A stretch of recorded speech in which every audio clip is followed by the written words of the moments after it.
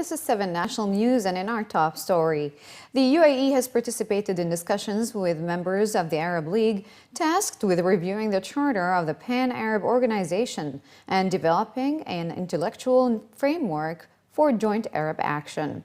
The meeting, which was attended by permanent representatives of member states, was part of the efforts being made to introduce reforms to the Arab League. The UAE's delegation at the meeting was headed by the acting permanent representative to the Arab League, Khalifa Al-Tineji. Saudi Arabia's permanent representative, Ahmed Abdulaziz Al-Qattan, who chaired the meeting, told reporters, according to a story released by Emirates news agency WAM, that the new charter will be finalized soon in order to keep pace with global developments. Once negotiations between the representatives of the member states are finalized, a vote will be taken by the Arab League's Ministerial Council to amend the charter and develop the intellectual framework of joint Arab action. The UAE Research Programme for Rain Enhancement Science is nearing the completion of its next milestone phase, with midnight on August 17th serving as the cutoff deadline for receiving full proposals for the second cycle of the program. According to the Emirates news agency WAM, with the aim to advance rain enhancement science, technology and applications, the first-of-its-kind program encourages more investment in research, leading to further international cooperation and partnership in rain enhancement operations, in addition to driving radical scientific research in the field. It also seeks to explore new and innovative ways to increase rainfall in arid and semi-arid regions. The program has selected 15 pre-proposals for its next phase following a rigorous review process by the program's technical committee in May in Abu Dhabi. The shortlisted pre-proposals highlighted scientific topics related to innovative seeding materials and improving their performance. The report added that the review and evaluation process for the full proposals is set to be conducted from August 21st to September 22nd, followed by a panel meeting of the program's International Technical Committee in Abu Dhabi on October 3rd and 4th. Intended to examine and select the full proposals, the committee features 10 international experts supported by 16 ad hoc reviews specialized in key scientific areas related to the topic of the proposals. Up to 5 research proposals will be selected this year to share the program's $5 million grant, and the awardees will be announced at the ceremony in January 2017 during Abu Dhabi Sustainability Week. Dubai Civil Defense has announced an ambitious plan to reduce their response time to incidents and emergencies down to 4 minutes by the year 2021. The Commander-in-Chief of Dubai Civil Defense, Major General Rashid Al-Matroushi, stated that the average response time to alerts last year was 9.17 minutes, and with modernized equipment and techniques, the department plans to improve it to 4 minutes. It was added that the department had successfully handled 416 fire accidents last year, and 91.8% of them were minor accidents, while 4.5% were medium accidents. Injury rate in fire accidents in Dubai is 1.42% per 100,000 people. As part of further preventing measures, Major General Al-Matroushi has said that safety equipment were installed in 65,774 buildings, while electronic protection devices were installed in 56,921 buildings.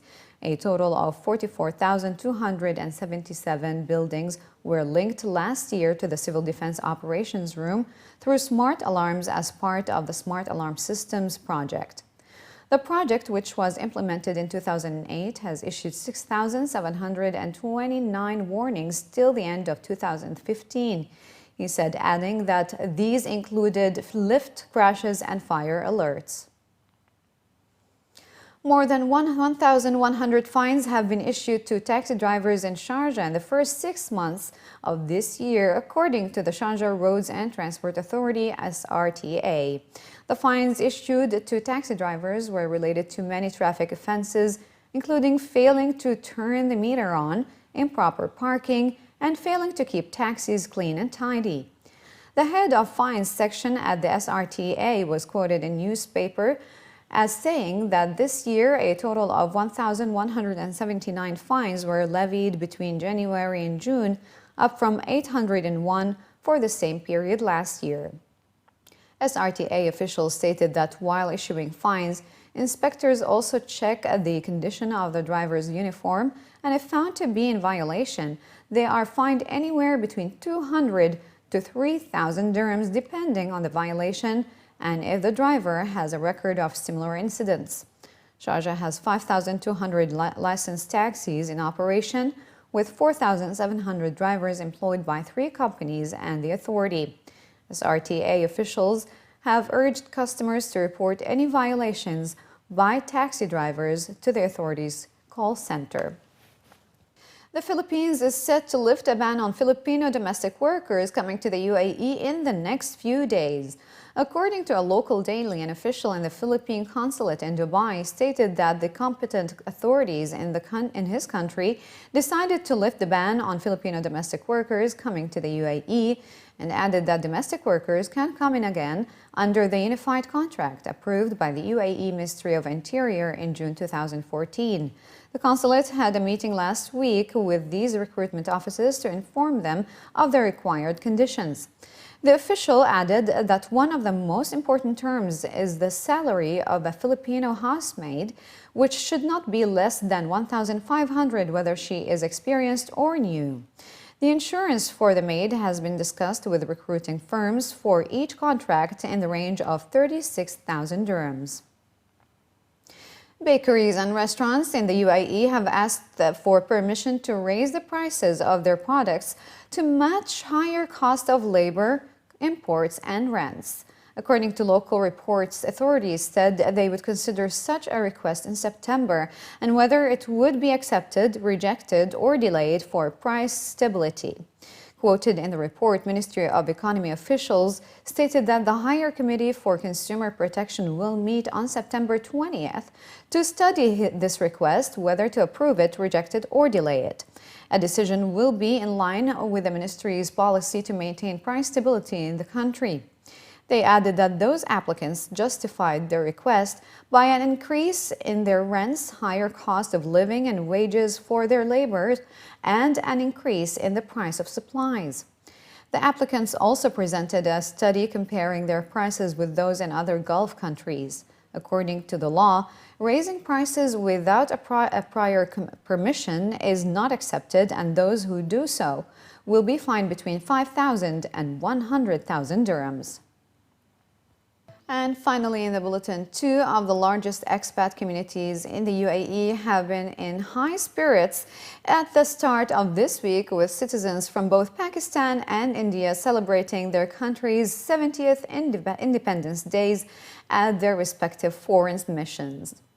Thousands of Pakistanis celebrated the 70th Independence Day in the early hours of the 14th of August at the Consulate General to witness the annual flag hoisting ceremony. In the evening, the Pakistan Association in Dubai played host to a large gathering of residents in a patriotic atmosphere featuring national songs and musical performances. The evening event which was attended by both the Pakistani ambassador and Consul General, also witnessed the launch of the new Pakistan Medical Center, where the body has urged the community members to come forward and offer their support in achieving their goals. The date 14th of August holds special significance in the nation's history, which marks the end of the British colonial rule over the Indian subcontinent. According to the attendees, the celebrations were doubled as the National Day also coincided with a test match victory over England on the same day. According to the ambassador, there are over 1.6 million Pakistanis based in the UAE, and their passion for the country grows stronger each year despite living abroad. 14th of August is a landmark in our history, and we celebrate it each year with patriotic fervor. Pakistan, of course, has seen a lot of challenges. We have surmounted a lot of challenges. We have come a long way. And by the grace of God, today we are in a much more stable position. in a world that's full of uncertainty, where economies are seen declining, a lot of uncertainty surrounds the world. Pakistan is set to touch new horizons. Our economy is set to expand. Our ratings are improving.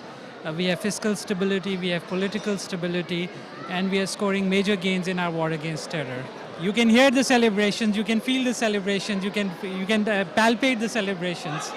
There's a visible increase in the fervor of the people. There's a visible increase in their enthusiasm, and that's because the country is doing well. That's because the community is doing well. Well, the similarity is the same, that the enthusiasm, same in Pakistan and same it is here. But still we miss that enthusiasm in our country. And I love to be there. We are very far from that place. We still miss that place, because if we celebrate the same in our country, that will be like, it has some other spiritual or some other, like, I don't have words to explain. In UAE, especially, you can see that every Pakistani is independent. Either I was in Sharjah yesterday, I feel that every Pakistani is independent and they are flying their flag in all around the Sharjah. And now today I see in the Dubai, every Pakistani is very, very happy, and they're flying, and easily they can enjoy their freedom. Not only in Pakistan, also in UAE, they are feeling that we are secure. Not only in Pakistan, we are also secure in UAE, and we are feeling very well in UAE also. I live far away from my country. Obviously, I miss my country, Pakistan. But we are having fun here in Pakistan Association and to celebrate Independence Day. It's okay. Pakistan, Zindabad.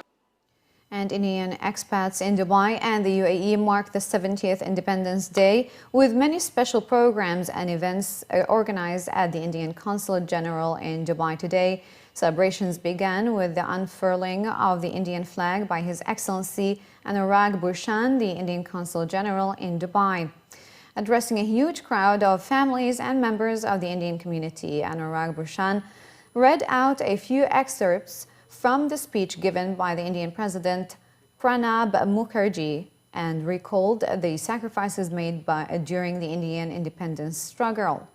Many patriotic chants, speeches, and performances then followed the celebrations by Indian-based artists and school children. Members of the community, including women and children, were seen carrying Indian national flags when they arrived at the embassy early in the morning to attend the event.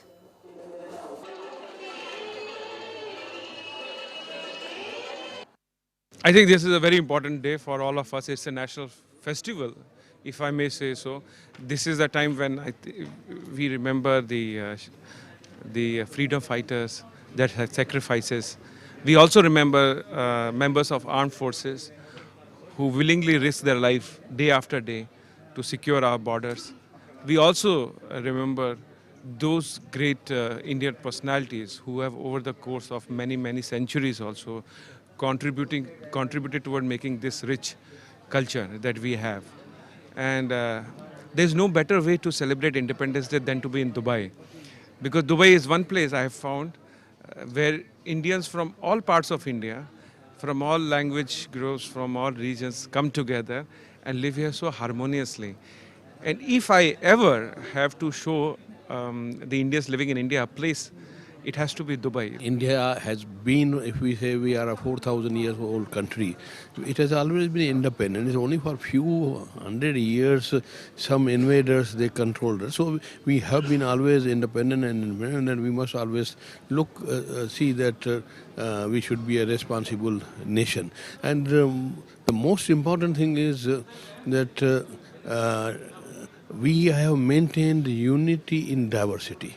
I mean, with so many communities, so many religions living together for so many years, whatever we may say, India has maintained its unity, and that's a great thing. I feel very proud, and every year I am from 2010 in Dubai, and every year I come to celebrate the independence and flag hosting over here.